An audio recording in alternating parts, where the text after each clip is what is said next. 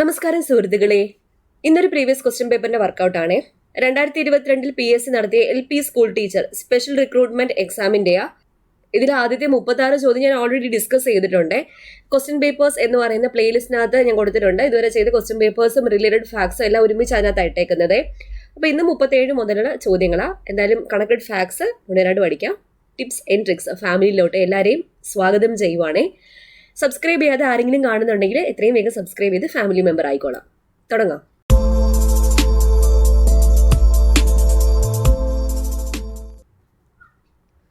മുപ്പത്തിയേഴാമത്തെ ചോദ്യം. 2021 രസതന്ത്രത്തിന് നൊബേൽ സമ്മാനം കിട്ടിയത് ആർക്കാണ്? 2021 രസതന്ത്രത്തിന് നൊബേൽ സമ്മാനം കിട്ടിയത് ബെഞ്ചമിൻ ലിസ്റ്റിനും ഡേവിഡ് മക്മില്ലനുമാണ്. Benjamin List, David McMillan. അങ്ങനെയാണെങ്കിൽ 2022 രസതന്ത്ര നൊബേൽ സമ്മാന ജേതാക്കൾ ആരൊക്കെയാണ്? ആദ്യത്തെ ആള് Carolyn R Bertozzi. Carolyn R Bertozzi. രണ്ടാമത്തെ വ്യക്തി കെ ബാരി ഷാർപ്ലെസ്. ഇവർ രണ്ടുപേരും അമേരിക്കക്കാരാണ്. കരോലിൻ ആർ ബെർട്ടോസിയും കെ ബാരി ഷാർപ്ലെസും അമേരിക്കക്കാരാണ്. പിന്നെ മൂന്നാമത് മോർട്ടൻ മെൽഡൽ. മോർട്ടൻ മെൽഡൽ ഡെൻമാർക്കാണ് സ്വദേശം. ഈ 3 പേർക്കാണ് 2022 രസതന്ത്ര നൊബേൽ സമ്മാനം കിട്ടിയത്. 38. പ്രകാശ സംശ്ലേഷണവുമായി ബന്ധപ്പെട്ട ശരിയായ പ്രസ്താവന ഏതാണ്? സി ആണ് ഉത്തരം. പ്രകാശ സംശ്ലേഷണ സമയത്ത് പുറത്തു വരുന്ന ഓക്സിജൻ ജലത്തിന്റെ വിഘടന ഫലമായി ഉണ്ടാകുന്നതാണ്. ശരിയാ. ആദ്യത്തെ ഓപ്ഷൻ ഇല്ലേ, പ്രകാശ സംശ്ലേഷണത്തിന്റെ ഇരുണ്ട ഘട്ടം നടക്കുന്നത് എവിടെയാ? സ്ട്രോമയിലാണ് ഇരുണ്ട ഘട്ടം നടക്കുന്നത്, ഗ്രാനയിൽ അല്ല. പിന്നെ ഹരിതകം എയ്ക്കു മാത്രമേ പ്രകാശ സംശ്ലേഷണത്തിൽ നേരിട്ട് പങ്കെടുക്കാൻ കഴിയുകയുള്ളൂ. ഹരിതകം ബിയും കരോട്ടിനും ഒന്നുമില്ല. ഹരിതകം എയ്ക്കു മാത്രമേ പ്രകാശ സംശ്ലേഷണത്തിൽ നേരിട്ട് പങ്കെടുക്കാൻ കഴിയൂ. പിന്നെ ഈ ഓപ്ഷൻ എന്തുകൊണ്ടാണ് തെറ്റിപ്പോയേ? ബി. അന്നജം ഗ്ലൂക്കോസിന്റെ രൂപത്തിൽ ഫ്ലോയത്തിലൂടെ, സൈലത്തിലൂടെയല്ല, സൈലം വാട്ടറിനെ കൊണ്ടുപോകുന്നതാ, ഫ്ലോയത്തിലൂടെയാണ്. ഫ്ലോയം കുഴലിലൂടെ മറ്റ് സസ്യഭാഗങ്ങളിലെത്തി വിവിധ രൂപങ്ങളിൽ സംഭരിക്കപ്പെടുന്നു. അപ്പൊ ഈ 3 ഓപ്ഷൻ എന്തുകൊണ്ട് തെറ്റിയെന്ന് ക്ലിയർ ആയില്ലേ? പ്രകാശ സംശ്ലേഷണത്തിന്റെ ഇരുണ്ട ഘട്ടം നടക്കുന്നത് എവിടെയാ? സ്ട്രോമയിലാണ്. പിന്നെ ഹരിതകം എ ആണ്. ഹരിതകം എക്ക് മാത്രമേ പ്രകാശ സംശ്ലേഷണത്തിൽ നേരിട്ട് പങ്കെടുക്കാൻ കഴിയൂ. പിന്നെ അന്നജം ഗ്ലൂക്കോസിന്റെ രൂപത്തിൽ ഫ്ലോയം കുഴലിലൂടെ സഞ്ചരിച്ചാണ് സസ്യത്തിന്റെ വിവിധ ഭാഗങ്ങളിൽ എത്തിച്ചേരുന്നത്. പ്രകാശ സംശ്ലേഷണം എന്ന് വെച്ചാൽ എന്താണ്? ഫോട്ടോസിന്തസിസ്. സസ്യങ്ങളിൽ ഇലകളിൽ വെച്ച് ആഹാര നിർമ്മാണം നടക്കുന്ന പ്രവർത്തനമാണ് പ്രകാശ സംശ്ലേഷണം. സസ്യങ്ങളിൽ ഇലകളിൽ വെച്ച് ആഹാര നിർമ്മാണം നടക്കുന്ന പ്രവർത്തനമാണ് പ്രകാശ സംശ്ലേഷണം. ഈ പ്രകാശ സംശ്ലേഷണത്തിന് ആവശ്യമായ വർണ്ണവസ്തു ഏതാ? ഹരിതകമാണ് ആവശ്യമായ വർണ്ണവസ്തു. ഈ പറഞ്ഞില്ലേ ഈ ചോദ്യം SCRTയിൽ അതുപോലെ കൊടുത്തിട്ടുണ്ട്. വേറെ എവിടെ നിന്നും അല്ല ഈ സോഴ്സ് വന്നേക്കുന്നത്, SCRT ആണ്. ഈ LP UP സയൻസ് SCRT മാത്രമേ അവർ ചോദിക്കത്തുള്ളൂ. ഇപ്പൊ SCRT സയൻസ് ഫുൾ ചാപ്റ്റേഴ്സ് അങ്ങ് പഠിച്ചോണം. 5 മുതൽ 10 വരെയുള്ള ഒന്നും ഇടണ്ട, എല്ലാ ചാപ്റ്റേഴ്സും അങ്ങ് പഠിച്ചോണം. എല്ലാ ജനറൽ PSC എക്സാമിനും സയൻസിന് പിന്നെ നിങ്ങൾ തിരിഞ്ഞു നോക്കേണ്ട ആവശ്യമില്ല. പിന്നെ നമ്മുടെ ടിപ്സ് ആൻഡ് ട്രിക്സിന്റെ ടീമില്ലേ, SCRT സയൻസ് 5 മുതൽ 10 വരെയുള്ള എല്ലാ ക്ലാസ്സുകളിലെയും എല്ലാ ചാപ്റ്റേഴ്സും ന്യൂ പാറ്റേൺ രീതിയിലാക്കി. ഇതിപ്പോ ന്യൂ പാറ്റേൺ രീതിയാണ് ശരിയായ പ്രസ്താവന. മറ്റേതാണെങ്കിൽ 1 വേർഡ് ക്വസ്റ്റ്യൻ അല്ലേ. ഇപ്പൊ ന്യൂ പാറ്റേൺ രീതിയിലും ചിത്രീകരണ രീതിയിലും നമ്മുടെ സമഗ്ര ക്വസ്റ്റ്യൻ പൂളിലെ ക്വസ്റ്റ്യൻസും കൂടി ഉൾപ്പെടുത്തി, അതുകൊണ്ട് മുഴുവനായിട്ട് ഉൾപ്പെടുത്തി ഒരു ക്വസ്റ്റ്യൻ ബാങ്ക് പുറത്തിറക്കിയിട്ടുണ്ട്. ദ അൾട്ടിമേറ്റ് സയൻസ് മന്ത്ര. അപ്പൊ നിങ്ങൾക്ക് ഈ ഓരോ ചാപ്റ്റേഴ്സും പഠിച്ചിട്ട് ആ റെസ്പെക്റ്റീവ് ചാപ്റ്റർ എടുത്തിട്ട് അതിനകത്തെ ക്വസ്റ്റ്യൻസും കൂടി പ്രാക്ടീസ് ചെയ്ത് പോകുമ്പോൾ കുറച്ചും കൂടി കോൺഫിഡൻസ് കിട്ടും. അപ്പോൾ പുസ്തകം വാങ്ങാൻ താല്പര്യമുള്ളത് ഞാൻ ഡീറ്റെയിൽ ആയിട്ടുള്ള റിവ്യൂ ഒക്കെ ഓൾറെഡി ചെയ്തിട്ടുണ്ട്. ഡിസ്ക്രിപ്ഷൻ ബോക്സിൽ കൊടുത്തേക്കാമേ റിവ്യൂ. പിന്നെ വാങ്ങാൻ താല്പര്യം ഉണ്ടെങ്കിൽ ഞാൻ സ്ക്രീനിൽ ഒരു വാട്സാപ്പ് നമ്പർ കൊടുത്തേക്കാം. അതിൽ സയൻസ് എന്ന് വാട്സാപ്പ് ചെയ്ത് കഴിഞ്ഞാൽ ഞങ്ങൾ ഡയറക്റ്റ് ആയിട്ട് അയച്ചു തരുന്നതായിരിക്കും. ഓക്കെ, അപ്പോൾ പ്രകാശ സംശ്ലേഷണത്തിലേക്ക് തിരിച്ചു വരാം. പ്രകാശ സംശ്ലേഷണത്തിന് ആവശ്യമായ വർണ്ണവസ്തു ഏതാണ്? ഹരിതകമാണ്. പിന്നെ പ്രകാശ സംശ്ലേഷണം ആ പേരിൽ തന്നെയുണ്ട്, പ്രകാശം. അപ്പൊ പ്രകാശ സംശ്ലേഷണത്തിന് എന്തോ വേണം? സൂര്യപ്രകാശം അത്യന്താപേക്ഷിതമാണ്. ഒഴിച്ചുകൂടാനാവാത്ത ഘടകമാണ് ഏത്? സൂര്യപ്രകാശം. In the presence of sunlight എന്ന് എടുത്തു പറയും ആ ഡെഫിനിഷനിൽ. പിന്നെ പ്രകാശ സംശ്ലേഷണത്തിലൂടെ നിർമ്മിക്കപ്പെടുന്ന ഉൽപ്പന്നം ഏതാ? ഗ്ലൂക്കോസ് ആണ്. ഗ്ലൂക്കോസ് ആണ് നിർമ്മിക്കപ്പെടുന്നത്. കൂടെ എന്തും ഉണ്ടാകുന്നുണ്ട്? ഓക്സിജനും ഉണ്ടാകുന്നുണ്ട്. പിന്നെ സസ്യങ്ങൾ ആഹാരം നിർമ്മിക്കുമ്പോൾ സ്വീകരിക്കുന്ന വാതകം ഏത്? ആഹാരം നിർമ്മിക്കുന്ന പ്രക്രിയയാണല്ലോ പ്രകാശ സംശ്ലേഷണം. അപ്പൊ ഈ ആഹാരം നിർമ്മിക്കുമ്പോൾ സ്വീകരിക്കുന്ന വാതകം ഏതാ? കാർബൺ ഡൈ ഓക്സൈഡ് ആണ് സ്വീകരിക്കുന്നത്. ഇനി സസ്യങ്ങൾ ആഹാരം നിർമ്മിക്കുമ്പോൾ പുറത്തുവിടുന്ന വാതകം ഏതാണ്? അത് ഓക്സിജൻ ആണ്. ഓക്സിജൻ. അപ്പൊ സസ്യങ്ങൾ പകൽ സമയത്ത് പുറത്തുവിടുന്ന വാതകമാണ് ഓക്സിജൻ. രാത്രിയിൽ പ്രകാശം ഇല്ലല്ലോ, അപ്പൊ പ്രകാശ സംശ്ലേഷണം നടക്കത്തില്ല. അപ്പൊ രാത്രിയിൽ പ്രകാശ സംശ്ലേഷണം നടക്കാത്തത് കൊണ്ട് ഓക്സിജൻ പുറത്തുവിടുന്നില്ല. പിന്നെ പ്രകാശ സംശ്ലേഷണ സമയത്തുണ്ടാകുന്ന ഗ്ലൂക്കോസ് പിന്നീട് ഏത് രൂപത്തിലേക്കാണ് മാറ്റപ്പെടുന്നത്? അന്നജ രൂപത്തിലേക്കാണ് മാറ്റപ്പെടുന്നത്. അന്നജം. പിന്നെ ഇലകളിലെ ചെറിയ സുഷിരങ്ങളിലൂടെ അന്തരീക്ഷത്തിൽ നിന്ന് സസ്യങ്ങൾ വലിച്ചെടുക്കുന്ന വാതകം ഏതാണെന്ന് ചോദിച്ചാൽ അതും ഏതാ? കാർബൺ ഡൈ ഓക്സൈഡ് ആണ്. കാർബൺ ഡൈ ഓക്സൈഡ്. പിന്നെ ഹരിതകത്തിന്റെ കാര്യം ഇവിടെ പറഞ്ഞിട്ടില്ലായിരുന്നോ? അപ്പോൾ സസ്യങ്ങളിൽ കാണപ്പെടുന്ന പച്ച നിറമുള്ള വർണ്ണകമാണ്, പിഗ്മെന്റ് ആണ് ഏത്? ഹരിതകം. ആഹാര നിർമ്മാണത്തിന് ആവശ്യമായ സൂര്യപ്രകാശത്തെ ആഗിരണം ചെയ്യുന്നത് ഹരിതകമാണ്. ഹരിതകം കൂടുതലായിട്ടും കാണപ്പെടുന്നത് ഏത് ഭാഗത്താണ്? ഇലകളിലാണ്. ഇലകളിലാണ് കൂടുതലായിട്ടും ഹരിതകം കാണപ്പെടുന്നത്. അടുത്ത ചോദ്യം, ജീവികളെ 5 കിങ്ഡങ്ങളായി വർഗീകരിച്ച അമേരിക്കൻ സസ്യശാസ്ത്രജ്ഞൻ ആരാണ്? SCRT ഫാക്ട് ആണ്. ജീവികളെ 5 കിങ്ഡങ്ങളായി വർഗീകരിച്ച അമേരിക്കൻ സസ്യശാസ്ത്രജ്ഞനാണ് റോബർട്ട് എച്ച് വിറ്റാക്കർ.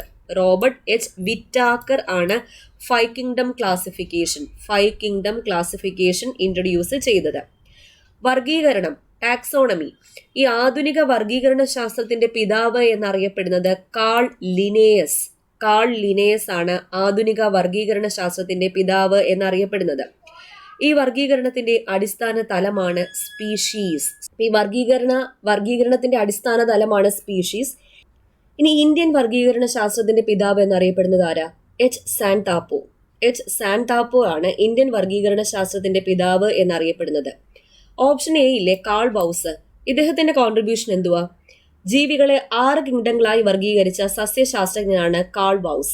ജീവികളെ 6 കിങ്ഡങ്ങളായി വർഗീകരിച്ച സസ്യശാസ്ത്രജ്ഞനാണ് കാൾ ബൗസ്. ഈ 6 കിങ്ഡം വർഗീകരണത്തില് മൊണീറ എന്ന കിങ്ഡത്തിനെ വിഭജിച്ചുണ്ടാക്കിയ കിങ്ഡങ്ങൾ ഏതൊക്കെയാണ്? Archaea, bacteria. SCRT ഫാക്ട് ആണ്. 6 കിങ്ഡം വർഗീകരണത്തിൽ മൊണീറ എന്ന കിങ്ഡത്തിനെ വിഭജിച്ചുണ്ടാക്കിയ കിങ്ഡങ്ങൾ ഏതൊക്കെയാ? ആർക്കിയയും ബാക്ടീരിയയും ആണ്. ഇനി സസ്യ ജന്തുജാലങ്ങളെ തിരിച്ചറിഞ്ഞ് വർഗീകരിക്കുന്നതിന് ഉപയോഗിക്കുന്ന ശാസ്ത്രീയ സൂചകങ്ങളെ പറയുന്ന പേരാണ് ടാക്സോണമിക് കീസ്. സസ്യ ജന്തുജാലങ്ങളെ തിരിച്ചറിഞ്ഞ് വർഗീകരണത്തിന് ഉപയോഗിക്കുന്ന ശാസ്ത്രീയ സൂചകങ്ങളാണ് ടാക്സോണമിക് കീകൾ എന്ന് അറിയപ്പെടുന്നത്. നേരത്തെ പറഞ്ഞില്ലായിരുന്നോ വർഗീകരണത്തിന്റെ അടിസ്ഥാന തലം സ്പീഷീസ് ആണെന്ന്? ഈ സ്പീഷീസ് എന്ന് പറയുന്ന ടേം കോയിൻ ചെയ്തത് ആരാണ്? ജോൺ റേ ആണ്. ഓപ്ഷൻ ഡി, ജോൺ റേ ഇല്ലേ? ജോൺ റേ ആണ് സ്പീഷീസ് എന്ന ടേം കോയിൻ ചെയ്തത്. ഈ ടേം ഇദ്ദേഹം കോയിൻ ചെയ്തത് 1686 ഇദ്ദേഹത്തിന്റെ വർക്കായ ഹിസ്റ്ററി ഓഫ് പ്ലാന്റ്സിലാണ്. അടുത്ത ചോദ്യം, വൃക്കയിൽ ജലത്തിന്റെ പുനരാകിരണത്തിന് സഹായിക്കുന്ന ഹോർമോൺ ഏതാണ്? Again SCRT fact. വൃക്കയിൽ ജലത്തിന്റെ പുനരാകിരണം, റീ അബ്സോർപ്ഷന് സഹായിക്കുന്ന ഹോർമോൺ ആണ് ADH hormone. ADH, anti diuretic hormone. ഈ ഹോർമോണിന്റെ മറ്റൊരു പേരെന്താ? വാസോപ്രസിൻ എന്നറിയപ്പെടുന്ന ഹോർമോൺ ആണ് ആന്റി ഡയറിയൂട്ടിക് ഹോർമോൺ. എത്രത്തോളം ജലം പുനരാകിരണം ചെയ്യണമെന്ന് വൃക്കകൾക്ക് നിർദ്ദേശം നൽകുന്ന ADH ഹോർമോൺ ഉൽപ്പാദിപ്പിക്കുന്നത് ആരാണ്? ഹൈപ്പോതലാമസ് ഉൽപ്പാദിപ്പിക്കുന്ന ഹോർമോൺ ആണ് ADH. എത്രത്തോളം ജലം പുനരാകിരണം ചെയ്യണമെന്ന് വൃക്കകൾക്ക് നിർദ്ദേശം നൽകുന്ന ADH എന്ന ഹോർമോൺ ഉൽപ്പാദിപ്പിക്കുന്നത് ഹൈപ്പോതലാമസ് ആണ്. ഇനി ഹൈപ്പോതലാമസ് ഹോർമോണിന്റെ അപര്യാപ്തത മൂലമുണ്ടാകുന്ന രോഗം ഏത്? ഡയബറ്റിസ് ഇൻസിപ്പിഡസ് ആണ് ADH ഹോർമോണിന്റെ അപര്യാപ്തത മൂലമുണ്ടാകുന്ന രോഗം. അടുത്ത ചോദ്യം, എക്സിറ്റു കൺസർവേഷനിൽ ഉൾപ്പെടാത്തത് ഏത്? SCRT ഫാക്ട് ആണ്. ഏതും എക്സിറ്റു കൺസർവേഷനിൽ ഉൾപ്പെടാത്തത് നാഷണൽ പാർക്ക്. ഈ ഇൻസിറ്റു കൺസർവേഷൻ, എക്സിറ്റു കൺസർവേഷൻ ഉദാഹരണങ്ങളാണ് botanical garden, zoological garden, gene bank എന്നിവ. എന്തുവാ ഈ എക്സിറ്റു കൺസർവേഷൻ? ജീവജാലങ്ങളെ അവയുടെ സ്വാഭാവിക ആവാസ വ്യവസ്ഥയ്ക്ക് പുറത്ത്, അതാണ് എക്സിറ്റു എന്ന് പറയുന്നത്. പുറത്ത് സംരക്ഷിക്കുന്ന രീതിയാണ് എക്സിറ്റു കൺസർവേഷൻ. ജീവജാലങ്ങളെ അവയുടെ സ്വാഭാവിക ആവാസ വ്യവസ്ഥയ്ക്ക് പുറത്ത് സംരക്ഷിക്കുന്ന രീതിയാണ് എക്സിറ്റു കൺസർവേഷൻ. ഇനി ഇൻസിറ്റു കൺസർവേഷൻ എന്ന് വെച്ചാൽ ജീവജാലങ്ങളെ അവയുടെ സ്വാഭാവിക ആവാസ വ്യവസ്ഥയിൽ തന്നെ സംരക്ഷിക്കുന്ന രീതിയാണ് ഇൻസിറ്റു കൺസർവേഷൻ. അവയിൽ തന്നെ. ഇൻസിറ്റു കൺസർവേഷൻ ഉദാഹരണമാണ് വന്യജീവി സങ്കേതം, national park, community reserve, biosphere reserve എന്നിവ. വന്യജീവി സങ്കേതങ്ങൾ, നാഷണൽ പാർക്കുകൾ, കമ്മ്യൂണിറ്റി റിസർവുകൾ, ബയോസ്ഫിയർ റിസർവുകൾ ഒക്കെ എന്തിന് ഉദാഹരണങ്ങളാ? ഇൻസിറ്റു കൺസർവേഷന് ഉദാഹരണങ്ങളാണ്. അടുത്ത ചോദ്യം SCRT തന്നെയാ. ഹൃദയസ്പന്ദനം, ശ്വാസോച്ഛ്വാസം തുടങ്ങിയ അനൈച്ഛിക പ്രവർത്തനങ്ങളെ നിയന്ത്രിക്കുന്ന മസ്തിഷ്ക ഭാഗം ഏതാണ്? ഹൃദയസ്പന്ദനം, ശ്വാസോച്ഛ്വാസം തുടങ്ങിയ അനൈച്ഛിക പ്രവർത്തനങ്ങളെ നിയന്ത്രിക്കുന്നത് മെഡുല്ല ഒബ്ലാംഗേറ്റ. മെഡുല്ല ഒബ്ലാംഗേറ്റയാണ്. ഈ മെഡുല്ല ഒബ്ലാംഗേറ്റയുടെ ആകൃതി എന്തുവാ? ദണ്ടിന്റെ ആകൃതിയാണ്. ഒരു ദണ്ടിന്റെ ആകൃതിയാണ്. ദണ്ഡാകൃതിയിൽ കാണപ്പെടുന്ന തലച്ചോറിന്റെ ഭാഗമാണ് മെഡുല്ല ഒബ്ലാംഗേറ്റ. സെറിബ്രത്തിന് ചുവടെ സെറിബെല്ലത്തോട് ചേർന്നാണ് ഇത് കാണപ്പെടുന്നത്. പിന്നെ രക്തക്കുഴലുകളുടെ സങ്കോചത്തെ നിയന്ത്രിക്കുന്ന മസ്തിഷ്ക ഭാഗമാണ് മെഡുല്ല ഒബ്ലാംഗേറ്റ. രക്തക്കുഴലുകളുടെ സങ്കോചത്തെ സഹായിക്കുന്ന മസ്തിഷ്ക ഭാഗമാണ് മെഡുല്ല ഒബ്ലാംഗേറ്റ. ഹൃദയസ്പന്ദനം, ശ്വാസോച്ഛ്വാസം എന്നീ അനൈച്ഛിക പ്രവർത്തനങ്ങളെ നിയന്ത്രിക്കുന്നു. ഇതേ സെന്റൻസ് തന്നെ നമ്മുടെ 10ാം ക്ലാസ്സിലെ SCRT സയൻസ് ചാപ്റ്റർ 2 അറിയാനും പ്രതികരിക്കാനും എന്ന ചാപ്റ്ററിൽ കൊടുത്തിട്ടുണ്ട്. ഇതേ സെന്റൻസ് തന്നെ 10th standard SCRT science chapter 1 അറിയാനും പ്രതികരിക്കാനും എന്ന ചാപ്റ്ററിലെ മസ്തിഷ്കത്തിന്റെ ഘടന പഠിക്കാനുണ്ട്, അതിനകത്ത് കൊടുത്തിട്ടുണ്ട്. ആദ്യത്തെ ഓപ്ഷൻ സെറിബെല്ലം അല്ലേ? അപ്പൊ സെറിബെല്ലത്തെ പറ്റിയുള്ള പോയിന്റ്സ്: മസ്തിഷ്കത്തിന്റെ രണ്ടാമത്തെ വലിയ ഭാഗമാണ് സെറിബെല്ലം. മസ്തിഷ്കത്തിന്റെ രണ്ടാമത്തെ വലിയ ഭാഗം. സെറിബ്രത്തിന് പിന്നിൽ താഴെ 2 ദളങ്ങളായിട്ടാണ് സെറിബെല്ലം കാണപ്പെടുന്നത്. ചുളിവുകളും ചാലുകളുമാണ് സെറിബെല്ലത്തിനുള്ളത്. സെറിബെല്ലത്തിന്റെ മെയിൻ ഫംഗ്ഷൻ പേശി പ്രവർത്തനങ്ങളെ ഏകോപിപ്പിച്ച് ശരീര തുലനനില പാലിക്കുന്നത് സെറിബെല്ലമാണ്. പേശി പ്രവർത്തനങ്ങളെ ഏകോപിപ്പിച്ച് ശരീര തുലനനില പാലിക്കുന്നത് സെറിബെല്ലമാണ്. ഇനി ഓപ്ഷൻ ബി സെറിബ്രം. സെറിബ്രത്തിന്റെ പ്രത്യേകത: മസ്തിഷ്കത്തിന്റെ ഏറ്റവും വലിയ ഭാഗമാണ് സെറിബ്രം. ധാരാളം ചുളിവുകളും മടക്കുകളും സെറിബ്രത്തിൽ കാണപ്പെടുന്നുണ്ട്. സെറിബ്രത്തിന് 2 ഭാഗങ്ങളാണ് മെയിനായിട്ട് വരുന്നത്, പുറംഭാഗവും അകംഭാഗവും. പുറംഭാഗത്ത് കോട്ടിട്ട് നിൽക്കുകയാണെന്ന് ഓർത്താൽ മതി. അപ്പൊ സെറിബ്രത്തിന്റെ ചാരനിറമുള്ള പുറംഭാഗം കോർട്ടെക്സ് എന്നാണ് അറിയപ്പെടുന്നത്. ഇനി വെളുത്ത നിറമുള്ള ഉൾഭാഗം മെഡുല്ല എന്ന പേരിലാണ് അറിയപ്പെടുന്നത്. ഐച്ഛിക ചലനങ്ങളെ നിയന്ത്രിക്കുന്ന മസ്തിഷ്ക ഭാഗമാണ് സെറിബ്രം. ഐച്ഛിക ചലനം എന്ന് പറയുമ്പം ചിന്ത, ബുദ്ധി, ഓർമ്മ, ഭാവന എന്നിവയുടെ കേന്ദ്രം എന്നറിയപ്പെടുന്നത് സെറിബ്രമാണ്. കൂടാതെ ഇന്ദ്രിയാനുഭവങ്ങൾ ഉളവാക്കുന്ന മസ്തിഷ്ക ഭാഗമാണ് സെറിബ്രം. ഇന്ദ്രിയാനുഭവങ്ങൾ ഉളവാക്കുന്നത്. ഇനി ഓപ്ഷൻ ഡി തലാമസ് ആണ്. തലാമസ് സെറിബ്രത്തിന് താഴെയായി കാണപ്പെടുന്ന ഭാഗം. സെറിബ്രത്തിലേക്കും സെറിബ്രത്തിൽ നിന്നുമുള്ള ആവേഗ പുനഃപ്രസരണ കേന്ദ്രമാണ് thalamus. Relay station of human body എന്നറിയപ്പെടുന്നത് തലാമസ് ആണ്. ശരീരത്തിന്റെ വിവിധ ഭാഗങ്ങളിൽ നിന്നുള്ള ആവേഗങ്ങളെ പരിശോധിച്ച് പ്രാധാന്യമുള്ളവയെ സെറിബ്രത്തിലേക്ക് അയക്കുന്ന ഭാഗമാണ് തലാമസ്. ഇനി ഓപ്ഷനിൽ ഇല്ലാത്തത് ഹൈപ്പോ തലാമസ് ആണ്. ഈ 5 ഭാഗങ്ങളാണ് മസ്തിഷ്കത്തിൽ മെയിനായിട്ടുള്ളത്. ഹൈപ്പോ തലാമസ് തലാമസിന് തൊട്ട് താഴെ കാണപ്പെടുന്ന ഭാഗമാണ്. ആന്തര സമസ്ഥിതി പരിപാലനത്തിന് പ്രധാന പങ്ക് വഹിക്കുന്നത് ഹൈപ്പോ തലാമസ് ആണ്. ആന്തര സമസ്ഥിതി പരിപാലനം എന്ന് വെച്ചാൽ എന്തുവാണ്?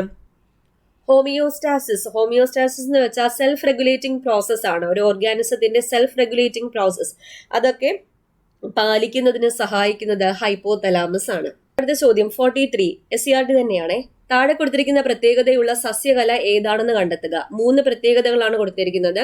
ആദ്യത്തേത് കോശഭിത്തിയുടെ മൂലകളിൽ മാത്രം കട്ടി കൂടിയ തരം കോശങ്ങൾ ചേർന്നത്. ഈ മൂലകളിൽ മാത്രം, ഇതേ സെന്റൻസ് തന്നെ SCRTയിൽ കൊടുത്തിട്ടുണ്ട്. നമ്മുടെ 8ാം ക്ലാസ്സിലെ ചാപ്റ്റർ 2 കോശജാലങ്ങൾ എന്ന് പറയുന്ന ചാപ്റ്ററിനകത്ത് കൊടുത്തേക്കുന്നത്. മൂലകളിൽ മാത്രം എന്ന് പറയുമ്പോൾ തന്നെ നമുക്ക് ഉത്തരം കിട്ടും. കോളൻ കൈമയാണ്. കോളൻ കൈമ. അപ്പോൾ കോശവിധിയുടെ മൂലകളിൽ മാത്രം കട്ടി കൂടിയ തരം കോശങ്ങൾ ചേർന്നത്. പിന്നെ സസ്യങ്ങൾക്ക് വഴക്കവും താങ്ങും നൽകുന്നത് സജീവമായ സസ്യകല. ഏതാ? കോളൻ കൈമ. കോളൻ കൈമ. ഈ വിവിധ ഇനം സസ്യകലകൾ, പ്ലാന്റ് ടിഷ്യൂസ് ഏതൊക്കെയാ? പാരൻ കൈമ, കോളൻ കൈമ, സ്ക്ലീറൻ കൈമ. പാരൻ കൈമ, കോളൻ കൈമ, സ്ക്ലീറൻ കൈമ, സൈലം, ഫ്ലോയം എന്നിവയാണ് വിവിധ ഇനം സസ്യകലകൾ. ഇതിലെ പാരൻ കൈമയുടെ പ്രത്യേകതകൾ എന്തെല്ലാമാണ്? ഏറ്റവും ലഘുഘടന, സിമ്പിൾ സ്ട്രക്ചറുള്ള, കോമ്പോസിഷനുള്ള കോശങ്ങളാണ് പാരൻ കൈമ. മൃദുവായ സസ്യഭാഗങ്ങളിലാണ് കാണപ്പെടുന്നത്. പിന്നെ പാരൻകൈമ പ്രകാശ സംശ്ലേഷണത്തിനും ആഹാര സംഭരണത്തിനും സഹായിക്കുന്നുണ്ട്. കോളൻകൈമ എന്നാൽ കോശഭിത്തിയുടെ മൂലകളിൽ മാത്രം, കോർണേഴ്സിൽ മാത്രം കട്ടി കൂടിയ തരം കോശങ്ങൾ ചേർന്നതാണ് കോളൻകൈമ. സസ്യഭാഗങ്ങൾക്ക് വഴക്കവും താങ്ങും നൽകുന്നത് കോളൻകൈമയാണ്. സ്ക്ലീറൻകൈമ കോശഭിത്തിയുടെ എല്ലാ ഭാഗത്തും ഒരേപോലെ കട്ടി കൂടിയ തരം കോശങ്ങൾ ചേർന്നതാണ് സ്ക്ലീറൻകൈമ. സസ്യഭാഗങ്ങൾക്ക് താങ്ങും ബലവും നൽകുന്നത് ഏതാണ്? സ്ക്ലീറൻകൈമയാണ്. ഇതിൽ ക്ലോറൻകൈമ എന്ന് പറഞ്ഞ ഓപ്ഷൻ ഇല്ല, അത് തെറ്റാണ്. ജസ്റ്റ് കൺഫ്യൂസ് ചെയ്യിപ്പിക്കാൻ വേണ്ടി കൊടുത്തേക്കാം. ഇതാണ് 3 പ്രത്യേകത. പിന്നെ അത് കഴിഞ്ഞ് സൈലോവും ഫ്ലോയോ ഉണ്ടെന്ന് പറഞ്ഞില്ലേ. ഇത് രണ്ടും സംവഹന കലകളാണ്. സംവഹനം എന്നാൽ വാസ്കുലാർ ടിഷ്യൂസ്, അതായത് സസ്യങ്ങളിൽ വേര് ആഗിരണം ചെയ്യുന്ന ജലവും ലവണങ്ങളും പിന്നെ ഇലകളിൽ നിർമ്മിക്കപ്പെടുന്ന ആഹാരം സസ്യത്തിന്റെ വിവിധ ഭാഗങ്ങളിലേക്കും കൊണ്ടുപോകുന്ന സംവഹിക്കുന്ന കലകളാണ് സംവഹന കല. സൈലോവും ഫ്ലോയോ ആണത്. സൈലത്തിന്റെ ഡ്യൂട്ടി എന്താണ്? വേര് ആഗിരണം ചെയ്യുന്ന ജലവും ലവണവും ഇലകളിലേക്ക് എത്തിക്കുന്ന കലയാണ് സൈലം. ഫ്ലോയോ എന്താ ചെയ്യുന്നത്? ഇലകളിൽ തയ്യാറാക്കിയ ആഹാരം സസ്യത്തിന്റെ വിവിധ ഭാഗങ്ങളിലേക്ക് എത്തിക്കുന്ന കലകളാണ് ഫ്ലോയം. ഓക്കെ, അടുത്ത ചോദ്യം. താഴെ കൊടുത്തിരിക്കുന്നവയിൽ ഒമിക്രോൺ ഏതാണ്? ഒമിക്രോൺ എന്നത് B1.1.529 ആണ്. ഒമിക്രോൺ ആദ്യമായി ഒമിക്രോൺ വൈറസ് വകഭേദം സ്ഥിരീകരിച്ചത് എന്ന് 2021 നവംബർ മാസം 24-നാണ്. 2021 നവംബർ 24-ന് പ്രധാനപ്പെട്ട ഒമിക്രോൺ ഉപവകഭേദങ്ങൾ BA1, BA2, BA3 എന്നിവയാണ്. BA1, BA2, BA3. ഇതിൽ BA2 എന്ന ഒമിക്രോണിന്റെ ഉപവകഭേദം അറിയപ്പെടുന്നത് സ്റ്റെൽത്ത് ഒമിക്രോൺ എന്നാണ്. Stealth Omicron. ഇനി ഡെൽറ്റ പ്ലസിന്റെ ശാസ്ത്രീയ നാമം എന്ത്? AY1 എന്നതാണ് ഡെൽറ്റ പ്ലസിന്റെ ശാസ്ത്രീയ നാമം. ഇനി കേരളത്തിൽ ആദ്യമായിട്ട് ഒമിക്രോൺ വൈറസ് ബാധ സ്ഥിരീകരിച്ചത് എവിടെയാ? എറണാകുളത്താണ്. കേരളത്തിൽ ആദ്യമായി ഒമിക്രോൺ വൈറസ് ബാധ സ്ഥിരീകരിച്ചത് എറണാകുളം. ഇനി 2021 നവംബറിലാന്ന് പറഞ്ഞില്ലേ, 2021 നവംബർ 24. 2021 നവംബറിൽ ദക്ഷിണാഫ്രിക്കയിൽ റിപ്പോർട്ട് ചെയ്ത കോവിഡിന്റെ വകഭേദമാണ് ഒമിക്രോൺ. ഇനി കോവിഡിന്റെ ഡെൽറ്റ ക്രോൺ വകഭേദം സ്ഥിരീകരിച്ചത് എവിടെ? ഡെൽറ്റ ക്രോൺ എന്ന് വെച്ചാൽ ഡെൽറ്റ ഒമിക്രോൺ വകഭേദങ്ങൾ ചേർന്ന വൈറസ് ആണ് ഡെൽറ്റ ക്രോൺ. ഈ കോവിഡിന്റെ ഡെൽറ്റ ക്രോൺ വകഭേദം സ്ഥിരീകരിച്ചത് സൈപ്രസിലാണ്. സൈപ്രസ്. ഇനി രാജ്യത്തെ ആദ്യത്തെ ഒമിക്രോൺ മരണം റിപ്പോർട്ട് ചെയ്തത് എവിടെയാ? പൂനെയിലാണ് രാജ്യത്തെ ആദ്യത്തെ ഒമിക്രോൺ മരണം റിപ്പോർട്ട് ചെയ്തത്. ഇനി ഒമിക്രോൺ വകഭേദം ഇന്ത്യയിൽ ആദ്യമായി സ്ഥിരീകരിച്ച സംസ്ഥാനം കർണാടകയാണ്. കർണാടകയിലാണ് ഒമിക്രോൺ വകഭേദം ഇന്ത്യയിൽ ആദ്യമായി സ്ഥിരീകരിച്ചത്. കർണാടകയിലാണ്. ആശങ്കയുടെ വകഭേദം എന്ന വിഭാഗത്തിൽ ലോകാരോഗ്യ സംഘടന ഉൾപ്പെടുത്തിയിരിക്കുന്ന COVID-19 വകഭേദമായ ഒമിക്രോൺ ലോകത്ത് ആദ്യമായി 2021 നവംബർ 24-ന് റിപ്പോർട്ട് ചെയ്തത് ദക്ഷിണാഫ്രിക്കയിലാണെന്ന് ഓർക്കുക. ആശങ്കയുടെ വകഭേദം എന്ന് ലോകാരോഗ്യ സംഘടന ഉൾപ്പെടുത്തിയിരിക്കുന്ന COVID-19 വകഭേദമാണ് ഒമിക്രോൺ. ഓക്കെ, അപ്പൊ ഇത്രയും ചോദ്യങ്ങളാണ് ഇന്ന് ഡിസ്കസ് ചെയ്തത്. ഉപകാരപ്പെട്ടു എന്ന് വിചാരിക്കുകയാണ്. വീഡിയോ ഇഷ്ടപ്പെട്ടാൽ ലൈക്ക് ചെയ്യാൻ മറക്കരുത്. പിന്നെ എല്ലാവർക്കും ഈ ഒരു വീഡിയോ ഒന്ന് ഷെയർ ചെയ്ത് കൊടുത്തേക്കാം. ഒരുപാട് ഫാക്ട്സ് ഒക്കെ ഉള്ള വീഡിയോ ആണ്, എല്ലാവരും പഠിക്കട്ടെ. എല്ലാവർക്കും ഒന്ന് ഷെയർ ചെയ്ത് കൂടെ കൊടുത്തേക്കാം. പിന്നെ നമ്മുടെ ചാനലിനെ പറ്റി എല്ലാവർക്കും ഒന്ന് പറയാം, ഇങ്ങനൊരു ചാനലുണ്ടെന്ന് എല്ലാവരോടും കൂടെ ഒന്ന് പറഞ്ഞ് സപ്പോർട്ട് ചെയ്യാം. വീണ്ടും കാണാം. താങ്ക്